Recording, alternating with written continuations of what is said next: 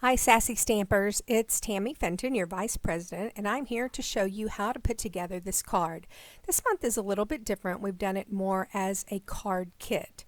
So first we have all the parts of your card. You're going to get a pre-stamped image with 3 hats, a pre-stamped image that says we all have a bit of magic in us with a hole punched in it, a plain piece of paper, 2 small cardstock circles, a foam piece with a larger hole cut out of it, and then you're going to get your card base. So also make sure that you have one of those little adhesive dots in your card kit. So when you get it, dump it all out, make sure you have all the pieces, take your plain piece of white cardstock, put it inside your card base, and set it over to the side because you're not going to need that right now. You also are not going to need your adhesive dots, your cardstock circles. In fact, you can even set your hats aside now unless you decide to start coloring your hats first, in which case obviously start there, but I think we'll start the video with the ink blending. So the ink blending that I'm doing today, I am using Tim Holtz Distress Inks. I like the little cubes so that I can carry quite a few of them with me around, and I'm using the Tailored Expressions blending brushes. Every table is going to have a blending brush. They won't look exactly like these that I'm using, but very similar. They're just black instead of being colored. And use your inks. You don't have to use Tim Holtz Distress Inks to do your blending. You can use any ink that is good for blending, and I hope you brought some colors. I'd asked you to bring a light green and a dark green, so that's how we're going to get started today, is doing some ink blending on this cardstock. Now I'm using a Waffle Flower water medium matte because it holds it down well for me and helps me to blend. A lot of people like a Tim Holtz or a Ranger mat that you can use to ink blend on. You can even use a piece of typing paper or the magazine that you have in front of you at Sassy Stampers, because then you can rip off the page. Just remember to hold it in place while you do your inking so that the paper won't be moving around while you're trying to ink. Make this background unique to you. Every single card we make in Sassy Stampers does not have to look alike. In fact, they should all look different. We come up with an idea and we want to show you and teach you how to do that card, but it doesn't mean that you have to do a card exactly like what we do. In fact, my most favorite thing is to walk around at the end of a Sassy Stampers meeting and see how each of you have put your own unique spin on it. Now, if you're a person who wants to create the exact card sample that's at your table, that's okay too. This particular card I nearly completely ripped off from Kelly Lottavola, and if you ever watch her videos, she is an excellent Copic colorer, so that's how I chose to color my hats. And I inked my background like hers, not this particular one that I'm doing now. I kind of ripped this one off. If you have the privilege of having April as your teacher, she did a beautiful purple and green background, and I loved it so much that I'm sort of ripping this off from her. So thank you, April, for your beautiful background that you made. If you don't have the privilege of sitting at April's table when Sassy Stampers is over, go find her and look at her card. It's gorgeous. She did a way better job on this background than I did, but I really loved it, so that's why I'm copying it. Every table is going to have a stencil. Now these are just cut out of inexpensive cardstock, but this is a Tim Holtz die that I used to cut out the cardstock. He also has stencils. They happen to be, because they're called Hocus Pocus and obviously very Halloween themed, out of stock everywhere I tried to get extras. So when you're setting your stars on here, move your stars around on your stencil until you kind of get the idea of where you want them. What I was thinking with mine was I sort of wanted these stars to look like they were coming out of the top hat that's going to move, but I also wanted them to cover the rest of the card. On this, I'm using the darker green ink. This happens to be Mowed Lawn if you are using the Tim Holtz colors, but if you're using Stampin' Up! Or other colors, think this is Wild Wasabi. Diana would know for sure. I don't know my Stampin' Up! Colors nearly as well, but a nice darker green. You could also do this in orange or yellow or sparkles or however you want to do them to make it very unique to your card. Just remember, hold that down while you're stenciling, because if you don't, it's going to move around and then you're going to be upset because the stencil is kind of moved and your stars will look a little bit funky. Although on this really busy background and the hats also added to the front and maybe moving around a little bit, it's not going to matter that much. So once you think you're done, always check. Pull it up and check. And I like the way this looks, so I think I'm done. And the next step, of course, is going to be to add our foam. Now, one of the ways that you can pop up a card is to use foam tape or foam strips or Stampin' Up! Dimensionals. This was a less expensive way, and especially if you're going to mail this card, it's a great way to be able to pop up the entire card without having any dips in the card. You can get fun foam. You can cut fun foam easily with scissors, and it will glue very easily as well. Now what I'm showing you here is that the hole in your foam or your foam tape has to give room for your little wheel to move around on the back. And with those pieces of cardstock circles, we are going to create a wheel. So when you're gluing this on, move it around and make sure you're happy with where this hole is in conjunction with the hole on the front so that you have plenty of room for it to move around. Now you can use tape runner or glue. I like glue for a couple of reasons.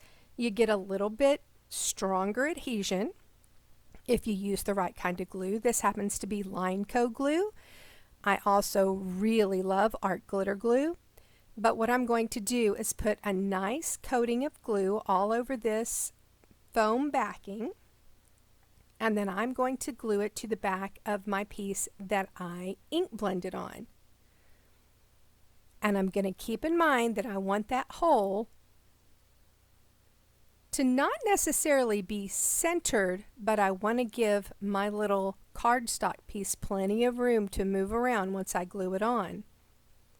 So I'm gluing this on and pressing it down, and then I'm going to set it out of my way and let it dry for a little bit before I move on to the next step. See? Nice and popped up over the entire card. No dips that you would get with foam tape, and actually a little bit less expensive. So now what we're going to do to make our hat move is we're going to create our little wheel. Any of you who have done a kinetic card at all have made a wheel. Sometimes you use a little plastic piece instead of a foam dot, but we are doing it inexpensively. Some people do this with dimes or washers or pennies. We're using 2 pieces of cardstock. So you put your cardstock on the back, then take your dimensional or pop-up dot that it has adhesive on both sides, remove that release paper, and stick it on. Remove the release paper from the front, make sure it's centered, and put your front foam dot on. Now your little wheel is stuck in that card. It's captured in the hole and it can move around, as you can see. Now if you want this to be heavier, to move more, pennies work great. So you can stick a penny on this if you redo this card at home, but this actually moves just fine with the light cardstock. So now we can add this to our card base. I'm just showing you that that piece of card inside is for you to stamp your sentiment, if you brought one with you to stamp today, on the inside. So whenever you're putting your glue on the back to put this on the card front, make sure you do not get any glue on your little piece of cardstock circle, or else it will glue down and it won't move at all. So your hat would still be popped up and that would be a really cute card, but it wouldn't move around. Notice how I'm giving a lot of room around there so I can't even accidentally get glue on that. And don't worry as you go to put this on, because your cardstock circles are stuck together making that little wheel. And here's where I love glue again, because I get the slip to be able to put this card on the card base. Then I just press it down. I'm double checking to make sure that my little kinetic part still moves. And I will set that aside to dry, and it doesn't take very long. If you use Lineco or art glitter or any good adhesive, it'll dry quickly. So now we're moving on to our hats, and this is your preference. I colored some of these hats with my colored pencils and Gamsol and blending stumps, and I had fun doing that. And if that's what you brought with you today, it's time to start coloring. Go for it. Enjoy coloring those hats. You may have also brought Copics or Stampin' Blends or ink blends or watercolors, but once you're done coloring, cut these hats out. Okay, here are the hats colored. Of course, I did that off screen and just took my time coloring and enjoying that coloring, and then cut them out. So the next thing we're going to do is glue the hats on. I think the easiest thing to do is glue the top hat on to our kinetic circle first, so that we know where the other hats need to stack onto.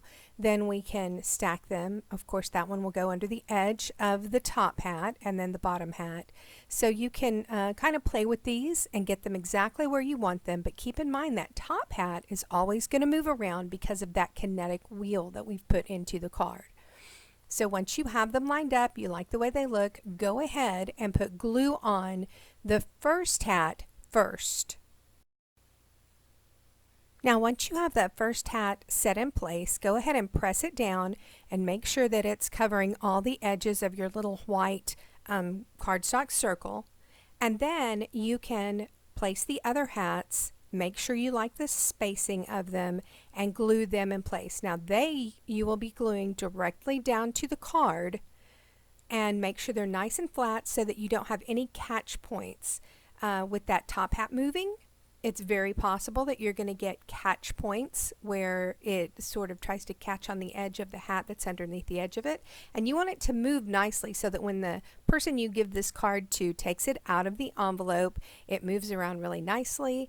And in a way, it should kind of scare them, like, oh, this hat is falling off. And then they'll see that that's actually just the magic of the card. So that has, in that short period of time, that glue has already set on that top hat, and we can make sure that when we put this other hat underneath the edge of it, it won't glue to it, and it'll keep moving around. So notice I'm using quite a bit of glue on here, and you should too, because you want every inch of those stuck down really, really well. Slide it under the edge there and move it around and make it look exactly how you want it, and then press it nice and flat. Make sure all the edges are down for those catch points, and then you can move your other hat right on top of it. Now all you have to do is finish your inside. You can sponge around the edges of that or ink blend around the edges, then put your sentiment in, and don't forget to put your name on the back so that everyone knows you handcrafted this card. I think this is so cute.